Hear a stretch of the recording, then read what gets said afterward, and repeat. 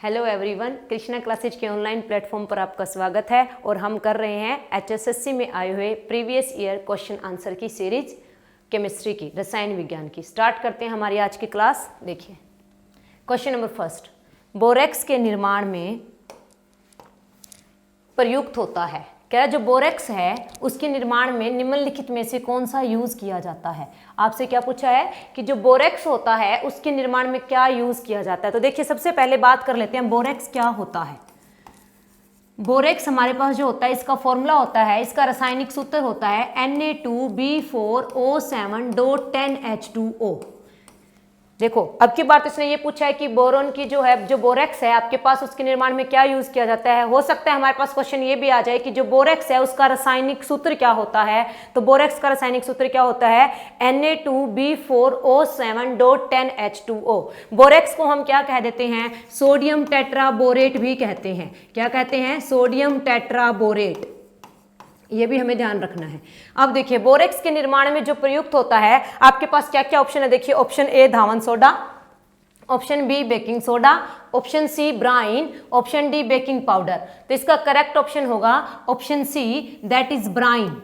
Borax के निर्माण में हम ब्राइन का प्रयोग करते हैं। अब आता है जी ब्राइन क्या होता है। तो देखिए जो ब्राइन होता है, पेपर में ये भी पूछ सकता है कि ब्राइन का रासायनिक सूत्र बताइए। तो ब्राइन क्या होता है, high concentrated solution of sodium chloride, highly concentrated solution of sodium chloride. और इसे हम हिंदी में क्या कहेंगे, उच्च सांद्रता वाला नमक।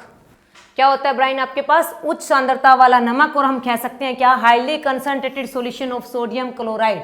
और आप इसका सूत्र क्या लिखेंगे, NaCl+H2O। तो सिंपल सी बात है, जब हमारा कॉमन सोल्ट होता है उसको पानी में मिक्स कर लेते हैं, पानी में उसको डिसोल्व कर लेते हैं, तो उसे हम कहते हैं क्या, ब्राइन सॉल्यूशन। क्या कहते हैं, उसे हम ब्राइन सॉल्यूशन कहते हैं। क्योंकि नेक्स्ट टाइम से ये भी पूछ सकता है कि ब्राइन सॉल्यूशन क्या होता है। तो क्या होता है, aqueous solution of sodium chloride.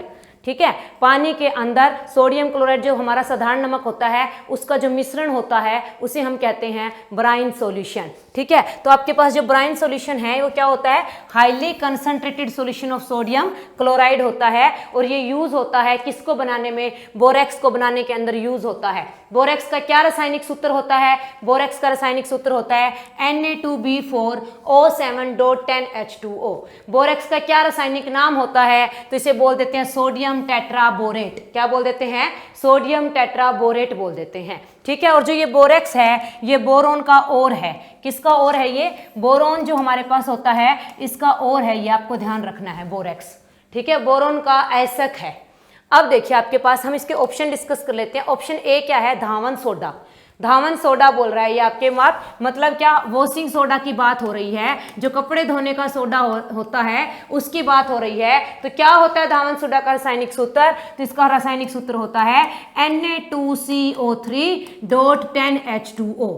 क्या होता है, Na2CO3.10H2O। बोले तो क्या, सोडियम कार्बोनेट डेकाहाइड्रेट। ध्यान से सुनना, क्या इसका रासायनिक नाम होता है धावन सोडा का, सोडियम कार्बोनेट डेकाहाइड्रेट। अब देखिए उसके बाद हमारे पास ऑप्शन बी क्या है, बेकिंग सोडा। और ऑप्शन डी देखिए क्या है, बेकिंग पाउडर। ये दो चीजें देखने में एक जैसी लग रही है, baking soda baking powder, but दोनों में डिफरेंस है। क्या डिफरेंस है, चलो देखते हैं। तो देखिए आपके पास जो बेकिंग सोडा की बात हो रही है, बेकिंग सोडा होता है जिसे हम कहते हैं खाने का सोडा। इसका फॉर्मूला होता है NaHCO3। क्या फॉर्मूला होता है बेकिंग सोडा का, NaHCO3। और क्या इसका रासायनिक नाम होता है, सोडियम हाइड्रोजन कार्बोनेट, और हम कह सकते हैं सोडियम बाइकार्बोनेट। ठीक है, पर बेकिंग पाउडर क्या होता है, बेकिंग पाउडर जो होता है ना, ध्यान से सुनना, दोनों चीजें देखने में सेम लग रही है, baking soda baking powder, but दोनों में डिफरेंस होता है। बेकिंग सोडा जो होता है उसका रासायनिक सूत्र होता है NaHCO3, बट जो बेकिंग पाउडर है इसमें बेकिंग सोडा प्लस एसिड होता है। क्या कहा मैंने, इसमें क्या होता है बेकिंग पाउडर में, baking soda plus weak acid होता है। और कौन सा एसिड होता है जी, टार्टेरिक एसिड होता है। कौन सा एसिड होता है, टार्टेरिक अम्ल होता है, आपको ध्यान रखना है। तो बेकिंग पाउडर में क्या होता है, बेकिंग सोडा प्लस टार्टेरिक अम्ल। ठीक है, टार्टेरिक अम्ल किस में पाया जाता है, टेमेरिंड में, इमली में पाया जाता है। टार्टेरिक अम्ल किस में पाया जाता है, इमली में पाया जाता है। तो जो हमारे पास क्वेश्चन नंबर फर्स्ट था उसका करेक्ट ऑप्शन क्या हुआ, option number C, that is the brine. Move करते हैं हमारे नेक्स्ट क्वेश्चन पर। देखिए क्वेश्चन नंबर सेकंड क्या कह रहा है। क्वेश्चन नंबर सेकंड, तांबा आदर कार्बन डाइऑक्साइड के साथ वायु में अभिक्रिया करके हरे रंग की परत बनाता है, किसकी वजह से बनाता है। तांबा बोले तो क्या, कॉपर, ठीक है, ये कॉपर की बात कर रहा है। क्या सिंबल होता है कॉपर का, Cu। कह रहे हैं क्या, जब हम कॉपर को हवा में छोड़ देते हैं, ध्यान से सुनना, कह रहा है जब हम कॉपर को हवा में छोड़ देते हैं, वायु में छोड़ देते हैं, तो जो कॉपर होता है, जो तांबा होता है, उसके ऊपर हरे रंग की परत जम जाती है। वो किसकी वजह से जमती है, ठीक है। तो सुनिए, देखिए ध्यान से, जो कॉपर होता है ये पहले ऑक्सीजन के साथ रासायनिक अभिक्रिया करता है और ये बना लेता है कॉपर ऑक्साइड। क्या बना लेता है, कॉपर ऑक्साइड बना लेता है। क्या कहा मैंने, जब हम कॉपर को वायु में खुला छोड़ देते हैं तो ये क्या करता है, जो वायु में ऑक्सीजन है उसके साथ रासायनिक अभिक्रिया करके कॉपर ऑक्साइड बना लेता है। फिर जो ये कॉपर ऑक्साइड है ये कार्बन डाइऑक्साइड के साथ रिएक्ट करता है। ये जो कॉपर ऑक्साइड है ये किसके साथ रिएक्ट करता है, कार्बन डाइऑक्साइड के साथ रिएक्ट करता है और ये क्या बना लेता है, ये बना लेता है कॉपर कार्बोनेट। क्या बना लेता है, ये कॉपर कार्बोनेट बना लेता है। और ये जो कॉपर कार्बोनेट होता है, इसी की वजह से जो तांबा होता है, जो हमारा कॉपर होता है, उस पर ग्रीन कलर की कोटिंग हो जाती है, हरे रंग की परत जम जाती है। तो जो तांबा होता है उस पर हरे रंग की परत जमती है, वो किसकी वजह से। तो देखिए आपके पास ऑप्शन क्या है, copper oxide, copper carbonate, copper chloride, copper carbide. तो बोलिए क्या होगा इसका करेक्ट ऑप्शन। इसका करेक्ट ऑप्शन होगा copper carbonate, option number B, copper carbonate की वजह से। अब देखिए हम पढ़ते हैं कि जो तांबा है ना उसके ऊपर हरे रंग की परत जम जाती है, जो लोहा है ना उस पर लाल भूरे रंग की परत जम जाती है, और जो चांदी होती है उस पर काले रंग की परत जम जाती है। तो इस प्रोसेस को हम क्या कहते हैं, इस प्रोसेस को कोरोजन कहा जाता है। क्या कहा जाता है, कोरोजन कहा जाता है, संसारण कहा जाता है, ठीक है। तो तांबे के ऊपर हरे रंग की परत जमती है किसकी वजह से, कॉपर कार्बोनेट या कॉपर हाइड्रोक्साइड की वजह से। पर हमारे यहाँ पर ऑप्शन में क्या था, कॉपर कार्बोनेट था, इसलिए हमारा करेक्ट ऑप्शन क्या हुआ, ऑप्शन बी हुआ। वैसे आपको कॉपर हाइड्रोक्साइड मिले तो आप कॉपर हाइड्रोक्साइड भी कह सकते हैं, ठीक है। तो क्वेश्चन नंबर जो सेकंड था उसका करेक्ट ऑप्शन क्या हुआ, option number B, that is the copper carbonate. Move करते हैं हमारे नेक्स्ट क्वेश्चन पर। देखिए क्वेश्चन नंबर थर्ड क्या है, प्रति अम्लों का एक घटक है। कह रहे नीचे आपके पास चार ऑप्शन है, इनमें से कौन सा प्रति अम्ल है। प्रति अम्ल बोले तो क्या, एंटा एसिड। क्या पूछ रहा है ये आपसे, एंटा एसिड पूछ रहा है। एंटा एसिड मतलब क्या, जो एसिडिटी को खत्म कर दे। एंटा एसिड क्या होता है, जो एसिडिटी को खत्म कर दे, एसिडिटी का उल्टा एंटा एसिड यही होता है। तो एंटा एसिड क्या होते हैं, एसिडिटी हो गई, पेट में जलन हो रही है, ठीक है, तो किसकी वजह से होती है, हमारे स्टमक में जब हम कहते हैं एसिडिटी हो रही है कि हमने आज ज्यादा खा लिया, पेट में जलन हो रही है ओवर ईटिंग की वजह से, तो क्यों होती है, क्योंकि हमारे स्टमक में, हमारे पेट में एक अम्ल पाया जाता है। वो कौन सा अम्ल होता है, हाइड्रोक्लोरिक अम्ल होता है। कौन सा होता है हमारे स्टमक में अम्ल, हाइड्रोक्लोरिक अम्ल होता है, HCl होता है। जब उसका कंटेंट ज्यादा हो जाता है तब हमें एसिडिटी हो जाती है, जलन होने लगती है, और फिर उसको ठीक करने के लिए हम क्या लेते हैं, एंटा एसिड टैबलेट्स लेते हैं, ठीक है। तो कह रहे हैं इनमें से कौन सा एंटा एसिड है, तो देखिए आपके पास कौन सा होता है, ऑप्शन सी, बेकिंग सोडा। कौन सा होता है, जो खाने का सोडा होता है ना, बेकिंग सोडा होता है ना, ये एंटा एसिड का काम करता है, ठीक है। क्यों, क्योंकि ये नेचर में क्या होता है, ये नेचर में बेसिक होता है, सारीय होता है। आपको ध्यान रखना है, ये एंटा एसिड का काम करता है। क्या होगा, एसिड था, एसिड के साथ किसने रिएक्ट किया, बेस ने रिएक्ट किया। जब एसिड और बेस रिएक्ट करते हैं तो क्या होता है, सोल्ट बनता है और वाटर बनता है। तो कौन सी प्रोसेस होती है, न्यूट्रलाइजेशन प्रोसेस होती है, उदासीनीकरण अभिक्रिया होती है, जिसे हम कहते हैं निष्प्रभावीकरण भी कह देते हैं, ठीक है। तो उसकी वजह से एसिडिटी खत्म हो जाती है। तो हमारे पास कौन सा एक इंपॉर्टेंट एंटा एसिड है, तो कौन सा है, बेकिंग सोडा, ठीक है। क्यों है, क्योंकि नेचर में क्या होता है, सारीय होता है। देखिए बेकिंग सोडा के साथ साथ एक और इंपॉर्टेंट एंटा एसिड होता है हमारे पास, वो होता है मिल्क ऑफ मैग्नीशिया। क्या होता है, मिल्क ऑफ मैग्नीशिया होता है, ठीक है, जिसे मैग्नीशिया का दूध भी कहा जाता है। क्या होता है मिल्क ऑफ मैग्नीशिया का रासायनिक सूत्र, मिल्क ऑफ मैग्नीशिया का रासायनिक सूत्र होता है MgOH की ट्वाइस। क्या होता है, MgOH की ट्वाइस। और इसे क्या कहा जाता है, इसे कहा जाता है मैग्नीशियम हाइड्रो ऑक्साइड। क्या कहा जाता है, मैग्नीशियम हाइड्रोक्साइड कहा जाता है। तो आपके पास दो इंपॉर्टेंट एंटा एसिड है, कौन कौन से, बेकिंग सोडा और सेकंड कौन सा, मिल्क ऑफ मैग्नीशिया, ठीक है। तो आपके पास इसका करेक्ट ऑप्शन क्या हुआ, option C, that is the NaHCO3। देखो अब की बार इसने फॉर्मूला दे रखा है NaHCO3। हो सकता है नेक्स्ट टाइम आपको डायरेक्ट नाम दे दे, क्या, बेकिंग सोडा, या ये क्या कह सकता है, sodium bicarbonate, sodium hydrogen carbonate, एक ही बात है, कुछ भी कहे, ठीक है। अब इसके ऑप्शन डिस्कस कर लेते हैं, थोड़ा ऑप्शन को देख लेते हैं क्या है, देखना। Na2CO3 क्या होता है, ये होता है सोडियम कार्बोनेट, क्योंकि पेपर में ये भी आ सकता है कि सोडियम कार्बोनेट का रासायनिक सूत्र बताइए, ठीक है, केमिकल फॉर्मूला बताइए, तो क्या होता है Na2CO3 होता है, और इसे हम सोडा एस भी कह देते हैं। क्या कह देते हैं इसे हम, सोडा एस भी कह देते हैं। क्लियर। अब ऑप्शन बी को देखिए, जाना पहचाना लग रहा है, क्या है Na2CO3.10H2O, क्या कहते हैं इसे, वॉशिंग सोडा, धावन सोडा, कपड़े धोने का सोडा। तो ये आपके पास क्या है, ये है वॉशिंग सोडा। बताओ इसका क्या रासायनिक नाम है, बोलो जल्दी से, इसका केमिकल नाम क्या होता है, इसका केमिकल नेम होता है सोडियम कार्बोनेट डेकाहाइड्रेट। क्या होता है, सोडियम कार्बोनेट डेकाहाइड्रेट। उसके बाद देखिए कह रहा है जो ऑप्शन डी है, इसका केमिकल नेम बता दो जी, इसका रासायनिक नाम बताओ। तो ये होता है जी अमोनियम क्लोराइड। क्या होता है ये, अमोनियम क्लोराइड होता है। आपको सब ध्यान में रखना है, क्या होता है ये, अमोनियम क्लोराइड होता है।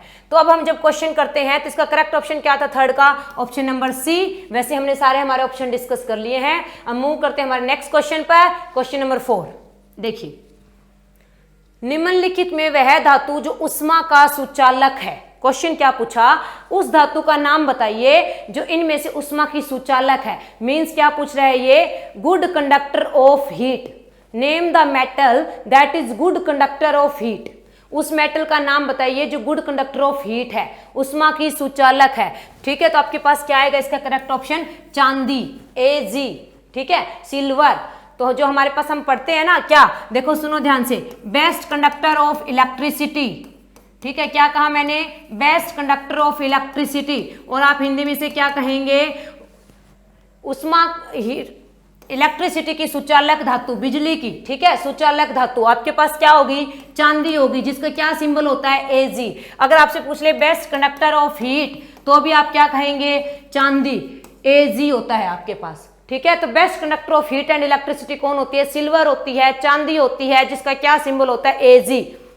क्योंकि अब की बार आपको चांदी लिखा हुआ है, नेक्स्ट टाइम ऑप्शन में आपको सिंबल भी मिल सकता है। आपको हर एलिमेंट के सिंबल याद होने चाहिए। ठीक है, अब देखिए शीशा, शीशा का क्या सिंबल होता है, Pb, जिसे हम लेड कह देते हैं। क्या कह देते हैं, लेड कह देते हैं। नेक्स्ट देखिए पारा, पारा क्या सिंबल क्या होता है, Hg, जिसे हम क्या कह देते हैं, मरकरी कह देते हैं। और ये क्वेश्चन भी आया हुआ है पेपर में, किसी ना किसी एग्जाम में आया हुआ है, मैंने देखा है कि जो मरकरी है ना, उसका क्या सिंबल है, तो क्या सिंबल होता है मरकरी का, Hg होता है। उसके बाद देखिए आपके पास जस्ता, जस्ता का सिंबल हमारे पास क्या होता है, Zn होता है। अभी हमने बात की बेस्ट कंडक्टर की, अब देखिए जो हमारे पास शीशा होता है ना, ये होता है बेड कंडक्टर ऑफ हीट, उष्मा का कुचालक। बेड कंडक्टर ऑफ हीट अगर आपसे पूछता है तो आप क्या कहेंगे, लेड कहेंगे, शीशा कहेंगे, उष्मा की कुचालक धातु पूछी जाती है। बट अगर वो आपसे ये पूछ ले कि बिजली की कुचालक धातु बताइए, ठीक है, तो आप क्या कहेंगे, वो आपके पास क्या होती है, बेड कंडक्टर ऑफ इलेक्ट्रिसिटी अगर पूछ ले तो वो हमारे पास होता है पारा, जिसे आप क्या कहते हैं, मरकरी, जिसका क्या सिंबल होता है, Hg। क्लियर। तो क्वेश्चन नंबर 4 का करेक्ट ऑप्शन क्या हुआ, ऑप्शन ए। मूव करते हैं हमारे नेक्स्ट क्वेश्चन पर, और देखिए क्वेश्चन नंबर 5। जब बेकिंग सोडा को जल में गर्म किया जाता है, क्वेश्चन देखना ध्यान से क्या कह रहा है, जब बेकिंग सोडा को वाटर के साथ हीट किया जाता है या मिलाया जाता है तो क्या बनता है। ठीक है, तो देखिए बेकिंग सोडा क्या क्या होता है, देखिए ध्यान से, बेकिंग सोडा हमारे पास क्या था, NaHCO3, ठीक है, जिसे हमने क्या कहा था, सोडियम हाइड्रोजन कार्बोनेट, और हमने क्या कहा था, सोडियम बाइकार्बोनेट। ठीक है, जब इसको जल के साथ, मतलब हम क्या कहेंगे, H2O, ठीक है, पानी के साथ, पानी का रासायनिक सूत्र क्या होता है, H2O होता है। ठीक है, देखिए मैं आपको बता देती हूँ, एक आपके पास होता है वाटर, जल होता है जिसका रासायनिक सूत्र होता है H2O, और एक हमारे पास होता है हैवी वाटर, जिसे हम बोल देते हैं भारी जल। क्या बोल देते हैं, भारी जल। तो भारी जल का रासायनिक सूत्र क्या होता है, D2O होता है। क्या होता है, D2O होता है। अब ये क्या कह रहा है कि जब आप बेकिंग सोडा को जल के साथ गर्म करते हैं, मतलब आपने क्या किया, इसे हीट किया, तब कह रहा है आप क्या बनता है, क्या बनता है। तो देखिए रासायनिक अभिक्रिया क्या बनता है इसमें, देखिए इसमें बनता है sodium carbonate plus carbon dioxide. ठीक है, और प्लस में आपके पास क्या होता है, हाइड्रोजन। तो क्या हुआ आपके पास, क्या बन रहा है हमारे पास, अगर हम ध्यान से देखें, सोडियम कार्बोनेट बन रहा है, ठीक है, कार्बन डाइऑक्साइड बन रही है, और प्लस में आपके पास क्या बनता है, H2 बनता है। तो बताओ कौन सी गैस निकलती है यहाँ पे, कौन सी गैस निकलती है, H2O। तो कौन सी गैस निकल रही है, कार्बन डाइऑक्साइड। आप अपने ऑप्शन चेक कर लो, ऑप्शन ए है हाइड्रोजन, ऑप्शन बी है O2, ऑप्शन सी है CO2, ऑप्शन डी है CO। तो बताओ आपके पास क्या रिलीज हो रहा है जब हम इसे हीट कर रहे हैं, तो हमारे पास क्या रिलीज हो रहा है, हमारे पास रिलीज हो रहा है कार्बन डाइऑक्साइड। तो इसका करेक्ट ऑप्शन क्या हुआ, option number C, that is carbon dioxide. अब की बार देखो इसने क्वेश्चन में ये पूछा कि जब हमने बेकिंग सोडा को पानी के साथ गर्म किया तो आपको क्या मिला, तो आपको ऑप्शन में ये गैसें थी। हो सकता है नेक्स्ट टाइम आपके पास ऑप्शन में क्या आ जाए, आपके पास Na2CO3, NaHCO3 इस तरह से ऑप्शन मिल जाए। तो आपको सारे प्रोडक्ट याद रखने हैं कि जब हम बेकिंग सोडा को पानी के साथ गर्म करते हैं ना, तो हमें Na2CO3 मिलता है या फिर हमें क्या मिलता है, CO2 मिलता है। ठीक है, तो ये था आपके पास जो आपको माइंड में रखना है। अब मूव करते हैं हमारे नेक्स्ट क्वेश्चन पर और देखिए क्वेश्चन नंबर 6। निम्नलिखित में से किस पदार्थ की संवेदनशीलता कम है। क्वेश्चन देखो क्या कहा, आपके पास 4 ऑप्शन है और कह रहे हैं निम्नलिखित में से किस पदार्थ की संवेदनशीलता कम है। संवेदनशीलता कम होने का मतलब पता है क्या पूछ रहा है ये आपसे, कि किसकी एक्टिविटी कम है, कौन सबसे कम रिएक्टिव है, ये पूछना चाह रहा है आपसे। तो देखिए संवेदनशीलता कम है मींस जिसकी एक्टिविटी क्या हो, कम हो, आपको वो बताना है जिसकी एक्टिविटी क्या हो, लेस हो। आपके पास ऑप्शन क्या है, देखिए पहले मैं आपके पास ऑप्शन के सिंबल लिखती हूँ। ऑप्शन ए चांदी, चांदी बोले तो क्या सिल्वर, सिल्वर बोले तो क्या Ag, सिंबल याद रखने हैं। ठीक है, उसके बाद आपके पास आ रहा है कॉन्स्टेंटन, कॉन्स्टेंटन हमारे पास एक अलॉय होता है। उसके बाद आ रहा है मैग्नीज, मैग्नीज का सिंबल होता है Mn। ठीक है, तो अब देखिए कह रहा है कौन सा जो पदार्थ है उसकी संवेदनशीलता कम है। मैंने आपको पीछे की जो वीडियो थी उसमें बताई थी एक्टिविटी सीरीज, क्या थी जल्दी से लिखते हैं इसे। हमने ये कहा था करीना के मंगेतर अली जनाब फिर से पब गए, क्या कॉपर मरकरी नहीं सोना चांदी चुराने। ये था जी हमारे पास, ये थी हमारी एक्टिविटी सीरीज। देखो अगर आपको ट्रिक याद है तो बहुत जल्दी आप इसे लिख सकते हैं। अब देखिए जब हम नीचे चलते हैं तो इसमें क्या होती है, इसकी एक्टिविटी कम होती जाती है। एक्टिविटी क्या होती जाती है, कम होती जाती है। तो सबसे ज्यादा क्रियाशील धातु कौन, पोटेशियम, मोस्ट रिएक्टिव मेटल। सबसे ज्यादा क्रियाशील धातु आपके पास कौन हुई, पोटेशियम हुई। सबसे कम क्रियाशील धातु अगर आपसे पूछे, लिस्ट रिएक्टिव मेटल अगर आपसे पूछे तो कौन हुआ, platinum. Most least reactive metal कौन हुआ आपके पास, लिस्ट रिएक्टिव मेटल। तो आपके पास लिस्ट रिएक्टिव मेटल हुआ कौन, पोटेशियम। ठीक है, sorry platinum. Least reactive metal आपके पास होता है प्लेटिनम। पर आप अपने ऑप्शन को देखिए, ऑप्शन के अकॉर्डिंग आपको क्वेश्चन करना है। लिस्ट रिएक्टिव मेटल हमारे पास प्लेटिनम है, बताइए ऑप्शन में क्या है, आपके पास चांदी है। तो देखिए चांदी की रिएक्टिविटी क्या है, सबसे कम है। तो करेक्ट ऑप्शन क्या है, according to option, option A आया, दैट इज चांदी, जिसे हम क्या कहते हैं, सिल्वर, जिसका क्या सिंबल होता है, Ag। तो हमारे पास जो क्वेश्चन 6 था इसका करेक्ट ऑप्शन क्या हुआ, Ag हुआ। अब देखिए मैंने आपको बोला जो ये कॉन्स्टेंटन है ना, ये एक अलॉय है, ये एक मिश्र धातु है। ये किस किस से मिलकर के बनती है, तो ये कॉपर प्लस निकिल से मिलकर के बनती है। आपको ध्यान रखना है जो कॉन्स्टेंटन अलॉय है ये एक हमारे पास जो है कॉपर और निकिल से मिलकर के बनता है। कॉपर का कितना कंटेंट, 50%, निकिल का कितना 55% और निकिल का कितना 45% होता है। ये भी आपको ध्यान रखना है। कॉन्स्टेंटन किन दो मेटल के मिक्सचर से बनती है, कॉपर प्लस निकिल। कॉपर का कितना कंटेंट 55%, निकिल का कितना 45%। क्लियर। तो क्वेश्चन नंबर 6 था, इसका करेक्ट ऑप्शन क्या हुआ, ऑप्शन ए। मूव करते हैं हमारे नेक्स्ट क्वेश्चन पर। देखिए क्वेश्चन नंबर 7, निम्नलिखित में उच्च अभिक्रियाशील धातु कौन सी है। अब ये पूछ रहा है कि उस धातु का नाम बताइए जिसकी रिएक्टिविटी ज्यादा है। निम्नलिखित में से 4 दिए हुए हैं आपको। अब देखिए हमने ये जो एक्टिविटी सीरीज याद की हुई है वो सिंबल से याद की हुई है, तो पहले आपको इनके सिंबल पता होने चाहिए। सीसा का सिंबल क्या होता है, Pb, बहुत बार लिख चुकी हूं मैं। तांबा बोले तो क्या, कॉपर, क्या सिंबल होता है, Cu। लोहा क्या, आयरन, क्या सिंबल होता है, Fe। और जस्ता क्या, जिंक, क्या सिंबल होता है, Zn। क्या इन चारों में से सबसे ज्यादा क्रियाशील धातु बताइए। ठीक है, तो आप फिर से आपको एक्टिविटी सीरीज याद होनी चाहिए, लिख लो।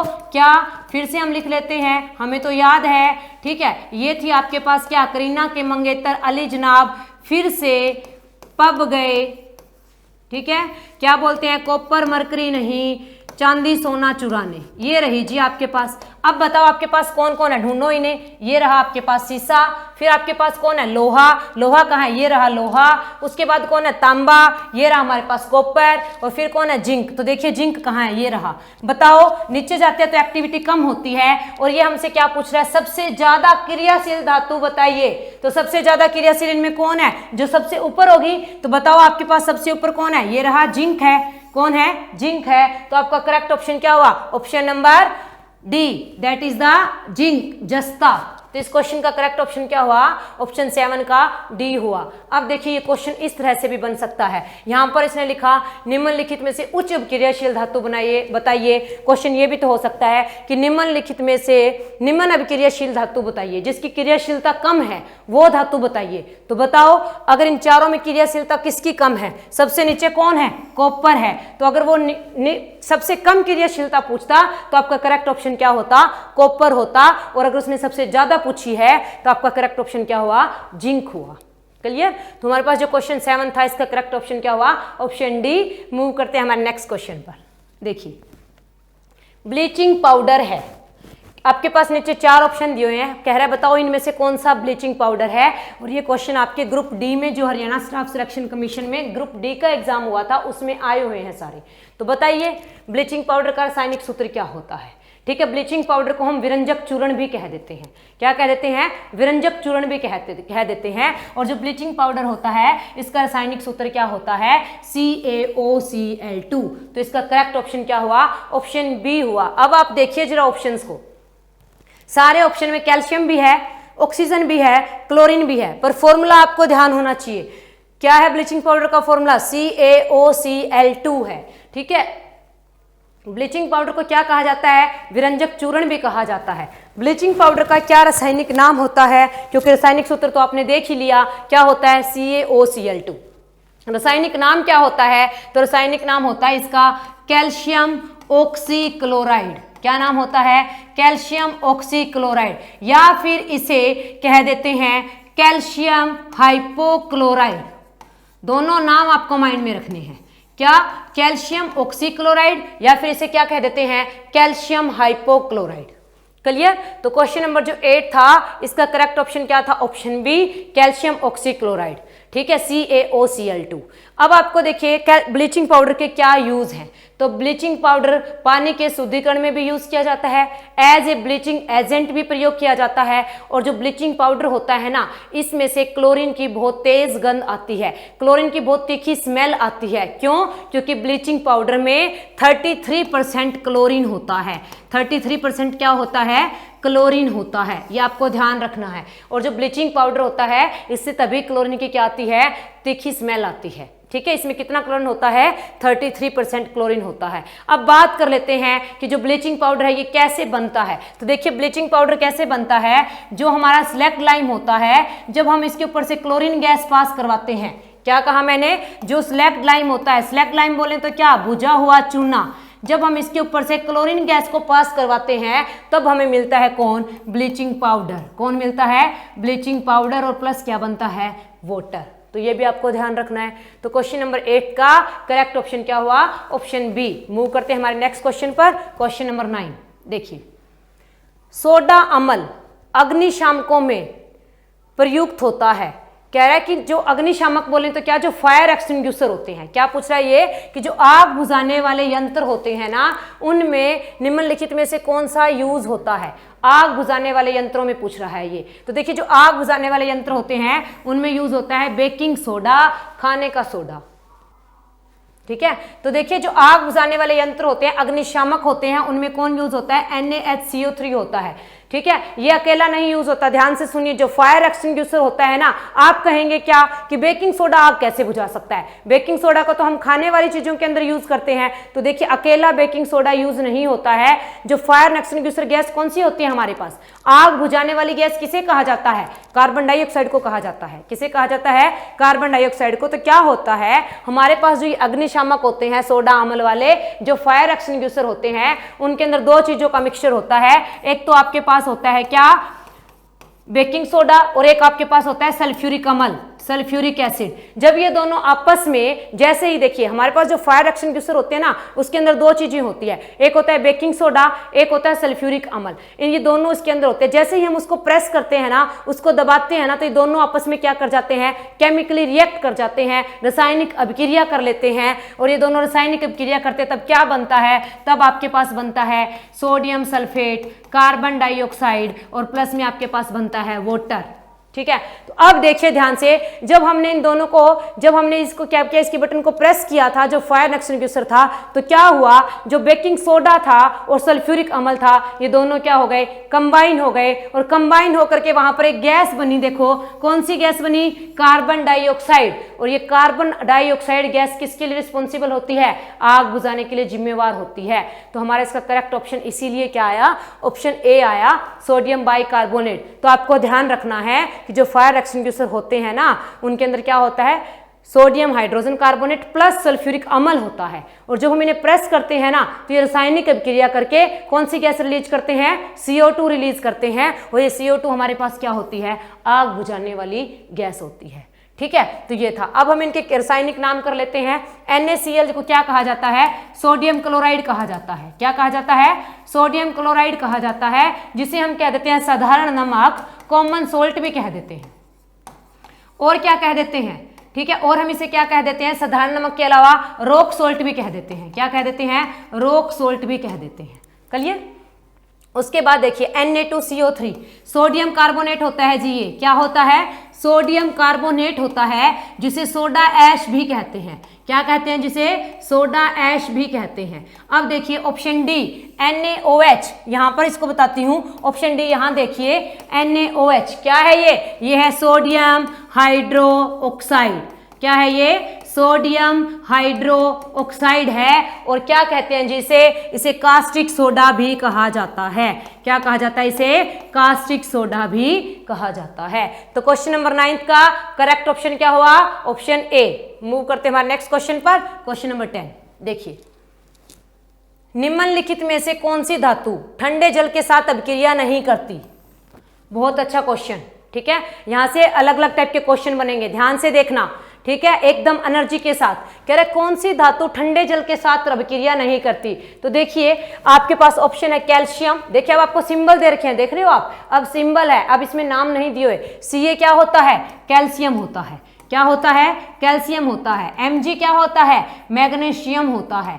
Na क्या होता है, सोडियम होता है। और जो K होता है वो क्या होता है, पोटेशियम होता है। क्या होता है, पोटेशियम। ठीक है, ग्रुप डी में आया हुआ क्वेश्चन है। कह रहा है कौन सा ठंडे जल के साथ रासायनिक अभिक्रिया नहीं करते। पहले तो सुनो मेरी बात, जो मेटल होती है ना, जो धातु होती है ना, वो जल के साथ रासायनिक अभिक्रिया करके क्या बनाती है, ठीक है, मेटल हाइड्रोक्साइड। क्या बनाती है, मेटल हाइड्रो ऑक्साइड। और क्या रिलीज करती है, हाइड्रोजन गैस। क्या रिलीज करती है, हाइड्रोजन गैस। क्वेश्चन ये भी पूछा जा सकता है कि जब धातुएं जल के साथ रासायनिक अभिक्रिया करती है तो कौन सी गैस निकलती है। क्या कहा मैंने, जब धातुएं जल के साथ रासायनिक अभिक्रिया करती है तो कौन सी गैस निकलती है। तो क्या कहोगे, कौन सी गैस निकलती है जी, हाइड्रोजन निकलती है। कौन सी निकलती है, हाइड्रोजन गैस। और हाइड्रोजन जो गैस होती है वो विस्फोटक होती है, एक्सप्लोजिव इन नेचर होती है। ठीक है, अब देखिए क्या कह रहा है, हमारे पास जो सोडियम और पोटेशियम होते हैं, देखिए आपको बताती हूं मैं, सोडियम और पोटेशियम दो मेटल ऐसे हैं, सोडियम और पोटेशियम दो धातुएं ऐसी है जो कोल्ड वाटर के साथ रिएक्ट करती है। ठीक है, किसके साथ, कोल्ड वाटर के साथ रिएक्ट करती है, विग्रेसली। ठीक है, विग्रेसली रिएक्ट करती है, बहुत तेजी से रिएक्ट करती है। ठीक है, और जब ये सोडियम और पोटेशियम होती है, जब ये पानी के साथ रिएक्ट करती है तो कौन सी गैस निकलती है, हाइड्रोजन। तो ये विग्रेसली रिएक्ट करती है। बट उसके बाद आता है हमारे पास कैल्शियम। कैल्शियम भी है ना, ये भी कोल्ड वाटर के साथ रिएक्ट करती है। ठीक है, पर ये रिएक्शन क्या होती है, इसके कंपैरिजन में लेस वॉयलेंट होती है। क्या होती है, लेस वॉयलेंट होती है, आपको ध्यान रखना है। ठीक है, अब आता है जी, लेकिन जो मैग्नीशियम होता है ना, मैग्नीशियम हॉट वाटर के साथ रिएक्ट करता है, कोल्ड वाटर के साथ रिएक्ट नहीं करता। आपको ध्यान रखना है, गर्म पानी के साथ रासायनिक अभिक्रिया करता है जो मैग्नीशियम होता है, ये कोल्ड वाटर के साथ नहीं करता। तो इसीलिए आपके पास इसका करेक्ट ऑप्शन क्या होगा, ऑप्शन बी होगा, ये कोल्ड वाटर के साथ रिएक्शन नहीं करता। तो ऑप्शन बी हुआ मैग्नीशियम। और जो आपके पास पोटेशियम है, सोडियम है और कैल्शियम है, ये तीनों के तीनों जो हमारे पास कोल्ड वाटर होता है, जो ठंडा जल होता है, उसके साथ रासायनिक अभिक्रिया करते हैं। ठीक है, उसके बाद देखिए आपके पास क्वेश्चन और भी बनते हैं, ये आ गया। उसके बाद आपके पास होता है क्या जो रिएक्ट करते हैं, हमारे पास आता है जिंक। क्या आता है? जिंक। ये जो होता है जिंक, ये रिएक्ट करता है स्टीम के साथ। ठीक है, ये हॉट वाटर के साथ रिएक्ट नहीं करता, ये जिंक जो है ये भाप के साथ, स्टीम के साथ रिएक्ट करता है। ठीक है, उसके बाद हमारे पास होता है कॉपर, सिल्वर और गोल्ड। क्या कहा मैंने? कॉपर, सिल्वर और गोल्ड, ये किसी भी तरह से पानी के साथ रासायनिक अभिक्रिया नहीं करते, चाहे जो मर्जी कंडीशन हो। तो अगर आपसे क्वेश्चन ये भी पूछा जा सकता है, निम्नलिखित में से कौन सी धातु जल के साथ रासायनिक अभिक्रिया नहीं करती, तो वो 3 है। कौन कौन? Copper, silver, gold. आपको ध्यान रखना है। तो क्वेश्चन नंबर 10 का करेक्ट ऑप्शन क्या हुआ? Option B, that is magnesium. Move करते हैं नेक्स्ट क्वेश्चन पर और देखिए नेक्स्ट क्वेश्चन। एक उभयधर्मी ऑक्साइड है। क्या पूछा इसने? उभयधर्मी ऑक्साइड। उभयधर्मी ऑक्साइड बोले तो क्या? एम्फोटेरिक ऑक्साइड पूछ रहा है जी आपसे। ये क्या पूछ रहा है? एम्फोटेरिक ऑक्साइड पूछ रहा है। चलो देखते हैं अब ये होता क्या। आप कहोगे ये क्या होता है एम्फोटेरिक ऑक्साइड? तो देखिए मैंने आपको बताया है पहले भी पीछे की वीडियो में, जो मेटल होती है, जो धातुएं होती हैं, वो 2 तरह की ऑक्साइड बनाती है। एक धातुएं बनाती है बेसिक ऑक्साइड और आप कह सकते हो क्षारीय ऑक्साइड। ठीक है, और एक जो धातुएं होती है वो बनाती है एम्फोटेरिक ऑक्साइड। कौन सा बनाती है?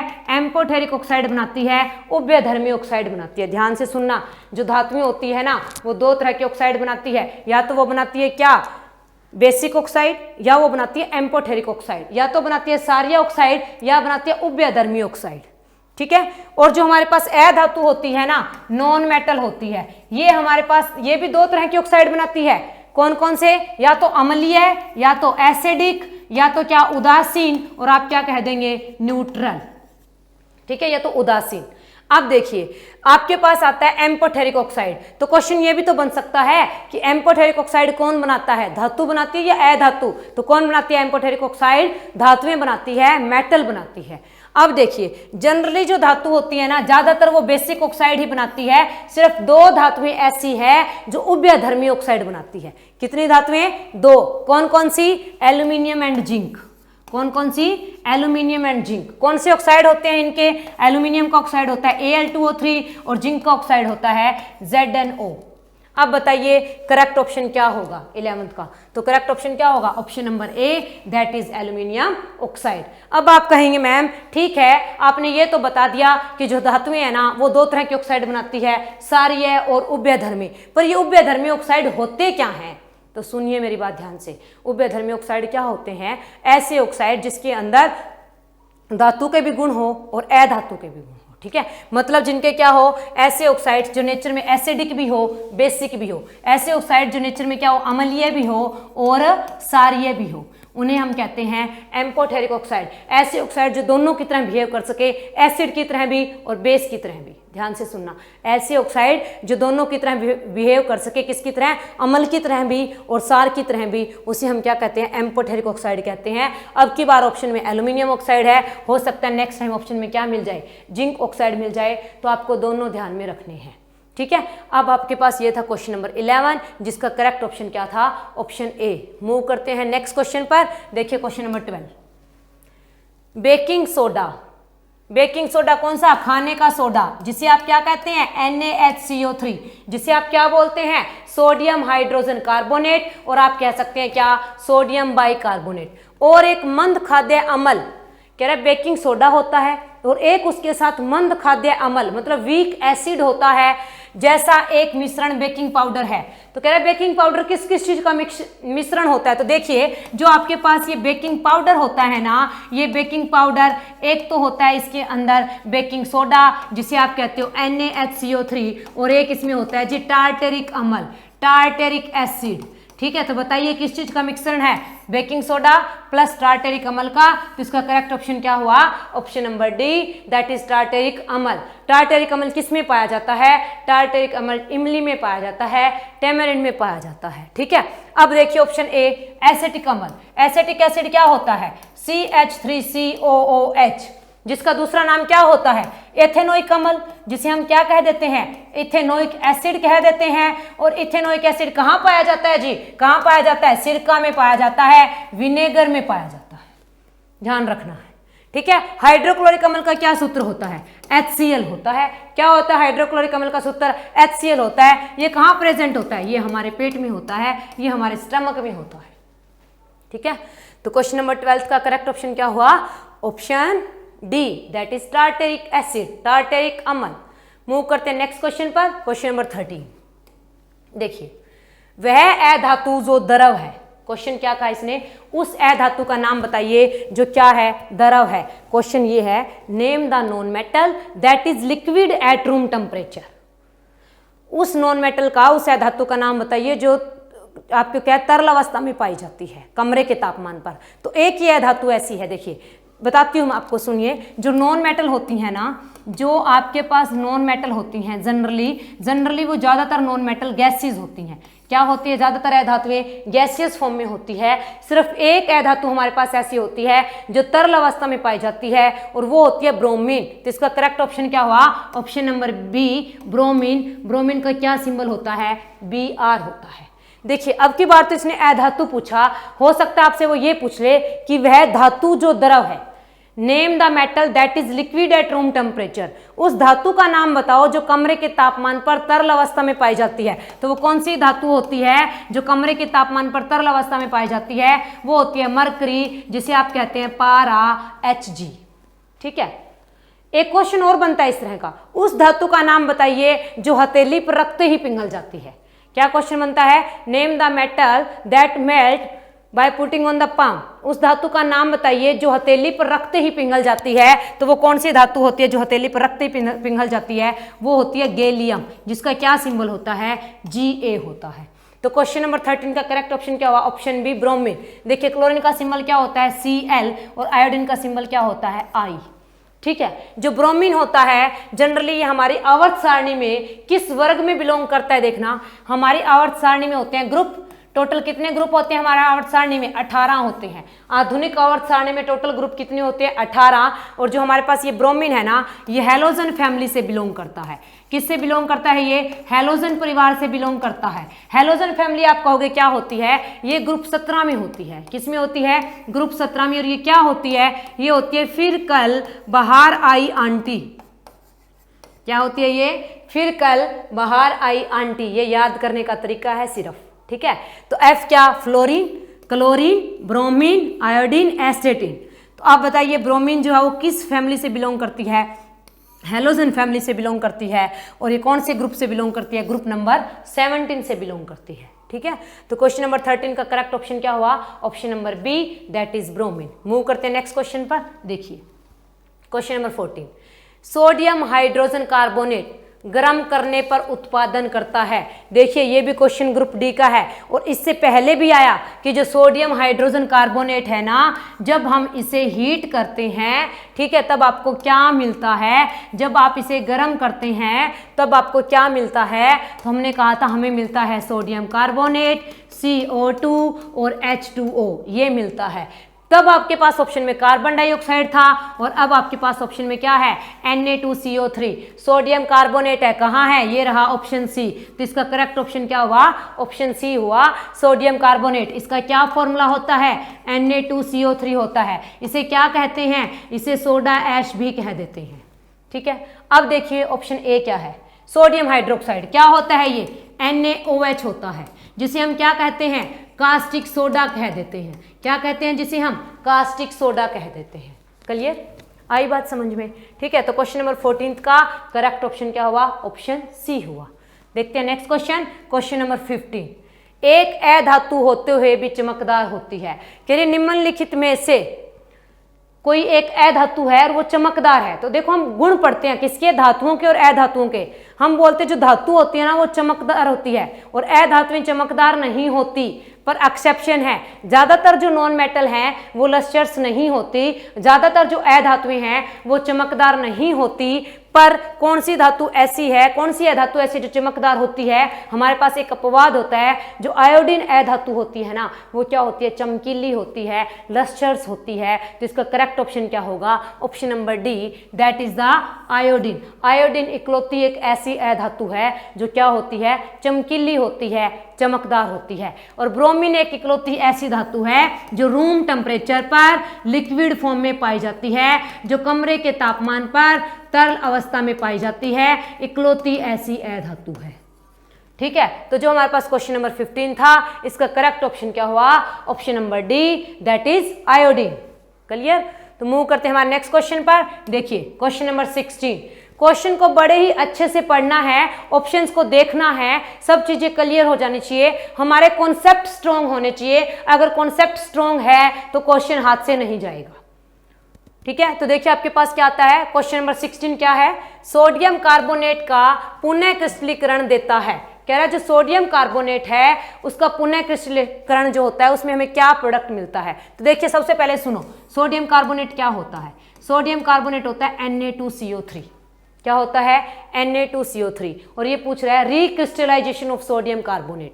सोडियम कार्बोनेट का रिक्रिस्टलाइजेशन करवाते हैं तब क्या बनता है? तो देखिए जब हम सोडियम कार्बोनेट का रिक्रिस्टलाइजेशन करवाते हैं ना, तो हमें मिलता है धावन सोडा। क्या मिलता है हमें? वॉशिंग सोडा मिलता है। ध्यान रखना, वॉशिंग सोडा मिलता है। तो इसका करेक्ट ऑप्शन क्या हुआ? ऑप्शन बी हुआ, धावन सोडा होता है। क्या फॉर्मूला होता है धावन सोडा का? जल्दी से बोलो, Na2CO3.10H2O। इसका रासायनिक नाम भी बता दो, क्या होता है? Sodium carbonate decahydrate. क्लियर?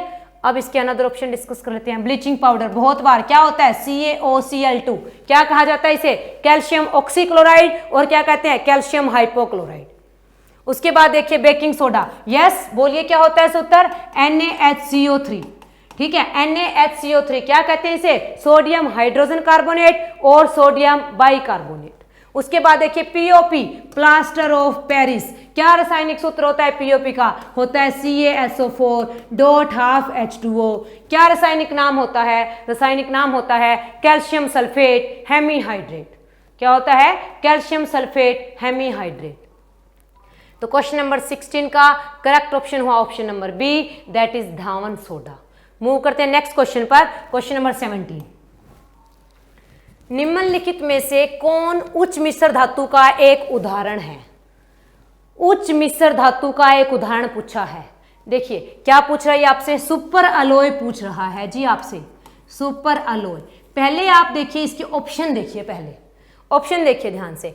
इंकोनेल आपके पास है, क्या है आपके पास? इंकोनेल, मोलिब्डेनम MO, टंगस्टन W और नायोबियम NB। अगर आप इस क्वेश्चन को ऑप्शन से भी अप्रोच करते तो भी हम इस क्वेश्चन को कर सकते थे, भले ही हमें अलॉय की कुछ भी नॉलेज ना हो। कैसे? आपको पता है मोलिब्डेनम क्या होती है? धातु होती है। टंगस्टन भी क्या होती है? धातु होती है। और जो नायोबियम है ये भी एक क्या होती है? धातु होती है। और आपसे ये क्या पूछ रहा है? ये तो आपसे मिश्र धातु पूछ रहा है। इसका मतलब इंकोनेल जो बचा है ये सिर्फ क्या है? एक मिश्र धातु होगी। तो आप डायरेक्ट ऑप्शन कर सकते थे, चाहे आपको इंकोनेल के बारे में कुछ भी पता ना हो। ठीक है, तो कई बार कुछ क्वेश्चन ऐसे भी होते हैं जो ऑप्शन से अप्रोच हो जाते हैं। तो इसका करेक्ट ऑप्शन क्या था? ऑप्शन ए था, इंकोनेल था। इंकोनेल हमारे पास एक सुपर अलॉय होता है। क्या होता है? ये एक उच्च मिश्र धातु होती है। ठीक है, ये सुपर अलॉय होता है हमारे पास। ठीक है, जो किससे बनता है? निकेल प्लस क्रोमियम इसके अंदर होता है। ये निकेल और क्रोमियम का सुपर अलॉय होता है। जो इंकोनेल होता है ना, ये निकेल तथा क्रोमियम का सुपर अलॉय होता है, उच्च मिश्र धातु होती है। और ये कहां पर यूज की जाती है? जो इंकोनेल है इसका क्या प्रयोग होता है? तो ये यूज की जाती है ऑयल एंड गैस एक्सट्रैक्शन के लिए इन इंडस्ट्री। ठीक है, ये इंडस्ट्री के अंदर ऑयल और गैस के एक्सट्रैक्शन के लिए यूज की जाती है। ठीक है, अब आप कहेंगे क्यों जी आप इंकोनेल को सुपर अलॉय क्यों कहा, उच्च मिश्र धातु क्यों कहा, ये ऑयल और गैस एक्सट्रैक्शन के लिए इंडस्ट्री में क्यों यूज की जाती है? तो ध्यान से सुनिए, ये क्यों यूज की जाती है, इसकी क्या कैरेक्टरिस्टिक है, इसे क्यों हम उच्च मिश्र धातु कहते हैं? क्योंकि ये क्या होती है? हाई टेम्परेचर रेजिस्टेंट और हाई कोरोजन रेजिस्टेंट। क्या बोल दिया मैडम ने? हाई टेम्परेचर रेजिस्टेंट का मतलब क्या, ज्यादा तापमान के प्रतिरोधी, और जो हमारी संसारण होती है ना उसको भी लगने से बचाती है, जंग लगने से भी बचा देती है, इसीलिए क्या होती है ये हाई टेम्परेचर रेजिस्टेंट होती है। टेम्परेचर को मैं टी से लिख रही हूं, हाई टेम्परेचर रेजिस्टेंट, ठीक है। और क्या होती है ये हाई कोरोजन रेजिस्टेंट होती है, ध्यान रखना है आपको, ठीक है। तो ये था आपके पास इंकोनेल के बारे में। क्वेश्चन नंबर 17 का करेक्ट ऑप्शन क्या था, ऑप्शन ए। मूव करते हैं हमारे नेक्स्ट क्वेश्चन पर, ठीक है। तो ये आपके पास टोटल क्वेश्चन थे, क्वेश्चन 17, और जो इंकोनेल था ये मोस्ट इंपॉर्टेंट आपके पास सुपर अलॉय था, जो आपको याद रखना है, जो किससे मिलता है, निकेल तथा क्रोमियम से मिलता है।